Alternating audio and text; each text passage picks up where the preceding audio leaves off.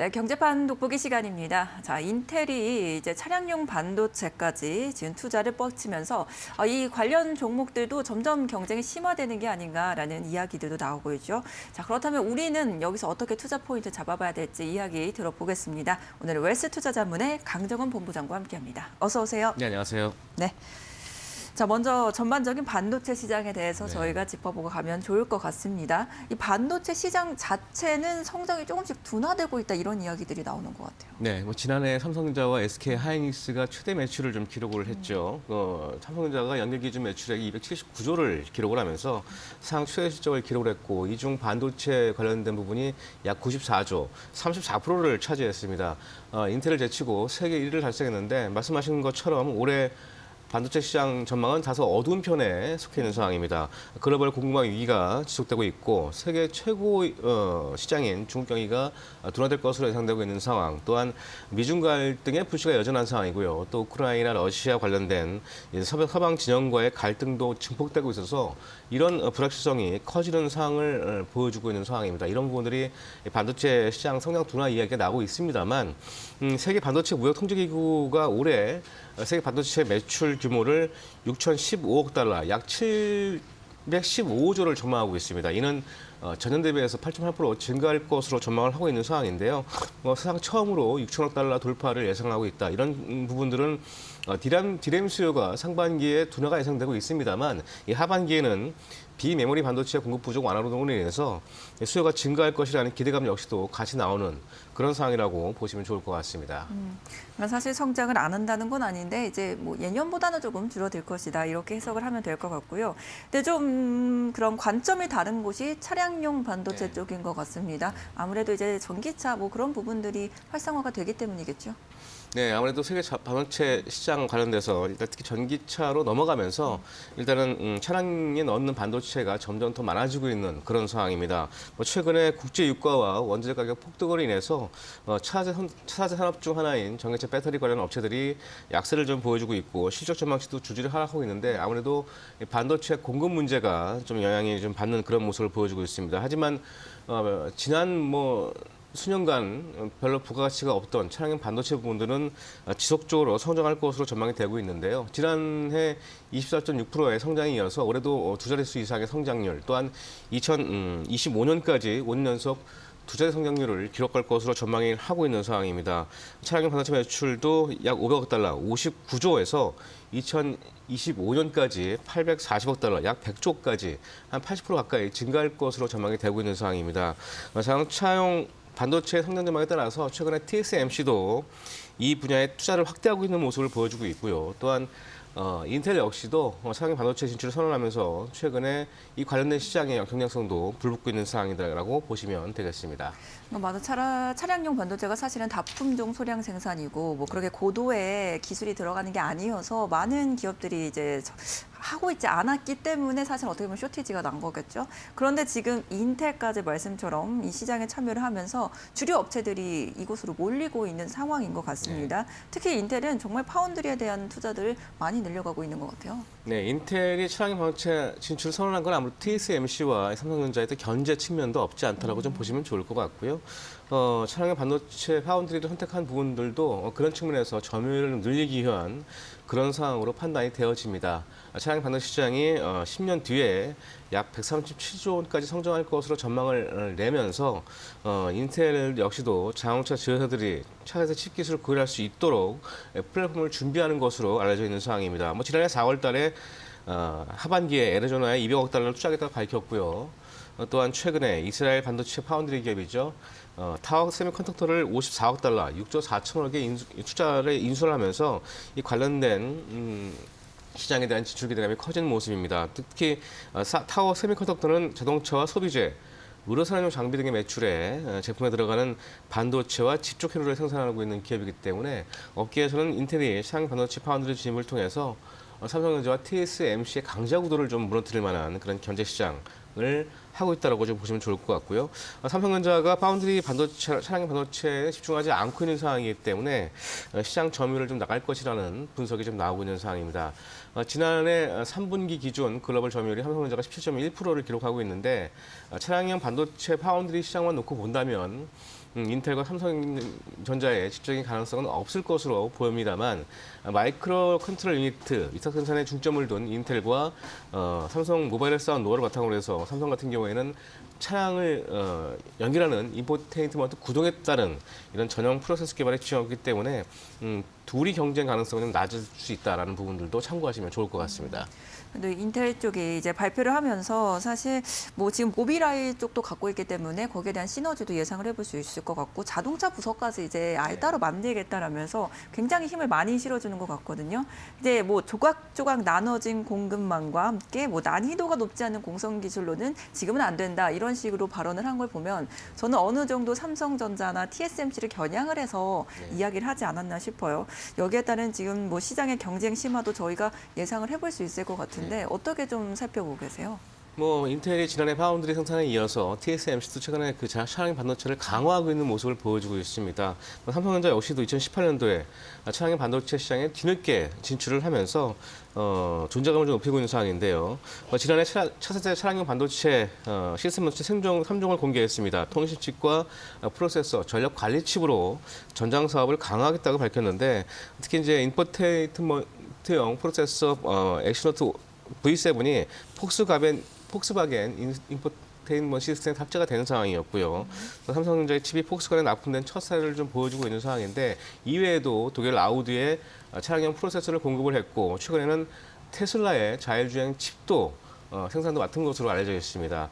뭐 인텔의 차량용 반도체 파운드리 진출 소식에 힘입어서 삼성전자의 정장 사업 방향성에도 관심이 높아지고 있는데 최근에는 삼성전자와 현대차 이런 완성차 업체와의 협력도 나설 것이라는 기대감이 커지는 모습을 보여주고 있습니다. 또한 삼성의 대형 M&A 관련된 부분도 있는데 반도체 업체 간 인수합병에 대한 실패 사례가 늘고 있기 때문에 이 부분도 글로벌 패권 경쟁이 심화되고 있는 모습을 보여주고 있는 상황과 당국의 심사가 좀 엄격한 부분이 있기 때문에 뭐 여러 가지 측면에서 삼성전자의 어떤 그 차량 반도체 칩에 대한 이런 모색이 우리가 어떻게 갈지도 주의 깊게 살펴봐야 될 것으로 판단되어집니다.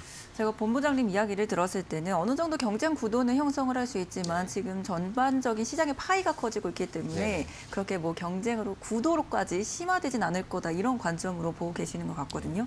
그렇다면 저희가 눈을 좀 돌려봐야 될 것 같아요. 그거에 따른 수혜를 얻을 수 있는 종목을 살펴보면 어떨까 싶은데 어떤 종목 좀 살펴볼 수 있겠습니까? 네, 올해 뭐 3월 3단기 자율주행 차를 출시할 것으로 지금 전망이 되고 있는 상황이죠. 약 7월 달에 뭐 GM 크루즈와 다임러, 르노, 닛산 등의 이런 글로벌 차량 업체가 3단계 자율차 출시를 앞두고 있습니다.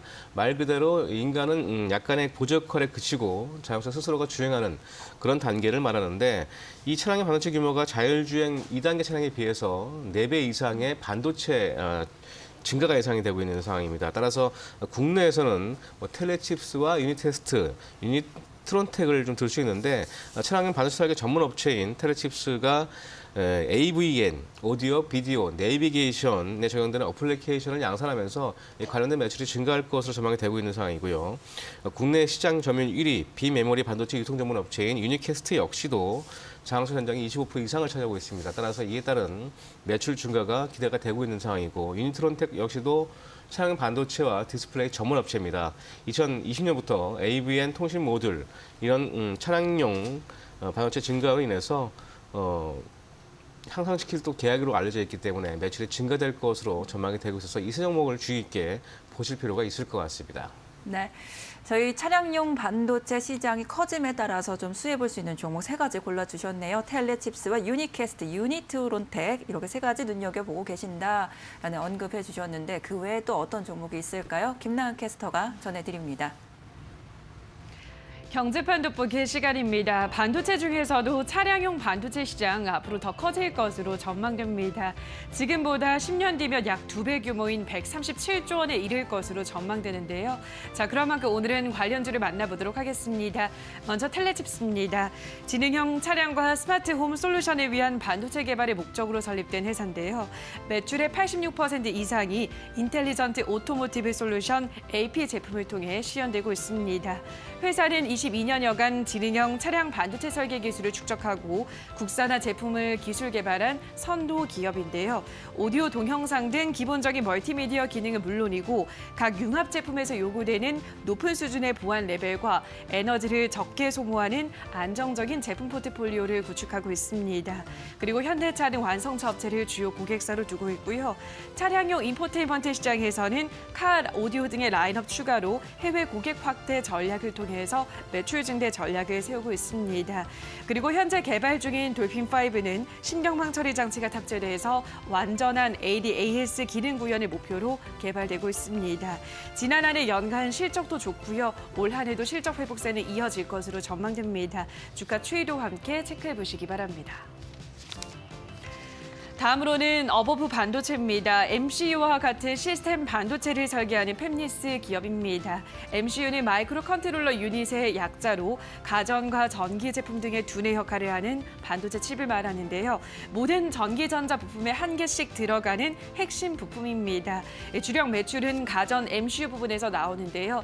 차량용 급속 충전 MCU도 출시한 바 있습니다. 자동차 시장에도 출시를 했는데요. 인공지능 반도체 제품 경쟁력을 강화하기 위해서 이외에도 무선 충전 시스템 온칩, 경량화 인공지능 시스템 온칩 등의 기술 개발도 함께 추진하고 있습니다.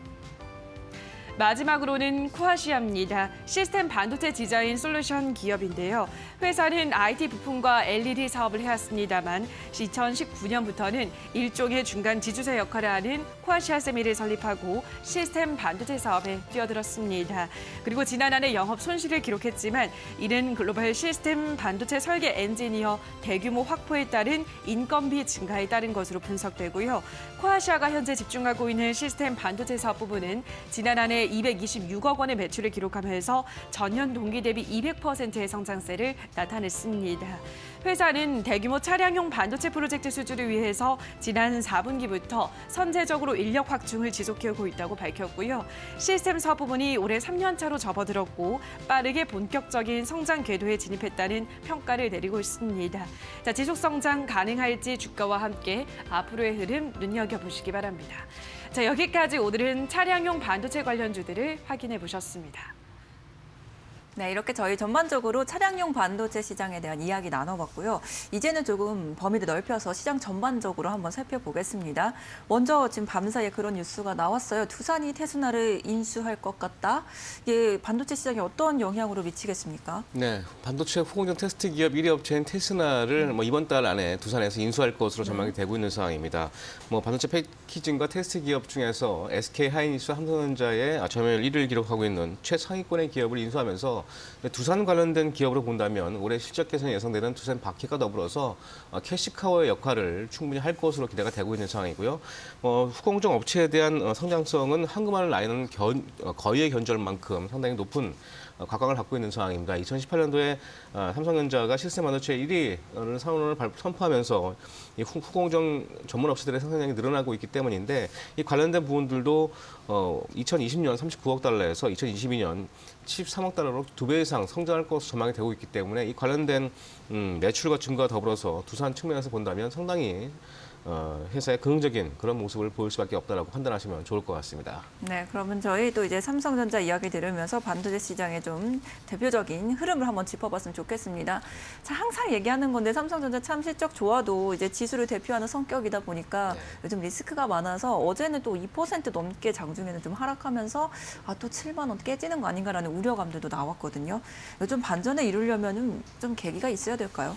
일단은 오미크론 확산을 계기로 해서 최근에 그 센티멘트 개선이 좀 개선되고 있는 모습을 보여주고 있고 또 중국에서도 시안 지역의 글로벌 봉쇄로 인해서 생산 라인이 축소되는 영향을 좀 받고 있는 상황입니다. 반도체 장비의 조달 기간이 1년 이상 소요되고 있기 때문에 이런 측면을 본다면 최근에 좀 긍정적인 반도체 가격의 영향을 좀 보일 것으로 전망되고 있고요. 또한 최근에 웨스턴 디지털과 키오닉스의 연합 공장에서 공급 차질이 되면서 이 관련된 내노 플래시 가격도 상승할 것으로 기대가 되면서 고정 가격 회복에 대한 기대감이 좀 커지고 있는 모습을 보여주고 있습니다. 삼성전자 역시도 2분기에 영업이익 턴 어라운드 이후에 하반기에 본격적으로 성장할 수 있을 것으로 기대가 되고 있는 만큼 현 시점에서 경기 불확실성에 따른 어떤 부분들을 주가 조정의 기회로 판단하면서 적극적인 비중 전략으로 하시는 전략이 필요할 것으로 보여집니다. 네. 그러면은 이렇게 마지막 질문을 좀 여쭤보고 싶은데 사실 지금 뭐 금리 인상 시기이기도 하고요. 여러 가지 뭐 부품 공급이 부족을 해서 지금 반도체에 대한 우려감들도 나오고 있는 상황인데 지금 시장에 좀 소외를 받고 있는 상황이긴 하지만 그래도 여전히 반도체주의 매수 유효하다고 보십니까? 네, 반도체 주가는 특히 역사적으로 금리 상승기에도 상관없이 성장주와 가치주의 성격을 보통 보여주고 있기 때문에 금리의 방향성보다는 업종의 어떤 방향성에 초점을 맞춘 전략이 필요하지 않을까 싶은 생각이 들고요. 이 부분 참고하시고 대응하신다면 여러분들이 투자에 더 참고를 할 수 있을 것 같고요. 뭐 최근 말씀드렸던 것처럼 이런 반도체 수급 개선에 대한 어떤 기대감이 좀 커지고 있는 모습을 보여주고 있기 때문에 관련주들 SK 하이닉스를 필두로 해서 이 반도체 검수 장비 업종, TSE, ISC, 한남 머티리얼즈 이런 종목들도 관심을 가질 필요성이 있다라고 좀 말씀을 드리도록 하겠습니다. 네, 저희 이렇게 전반적으로 반도체주 관련된 투자 의견까지 들어봤습니다. 뭐 여전히 시장에 대한 뭐 리스크나 우려감들은 있지만 여전히 뭐 매수 유효하다라는 의견 남겨주셨으니까요. 여러분들 잘 참고해 보시고 오늘 앞서 얘기 나눴던 차량용 반도체에 대한 그런 투자 의견까지도 함께 참고해 보시면 좋을 것 같습니다. 지금까지 강정원 본부장과 함께했습니다. 감사합니다. 네, 고맙습니다.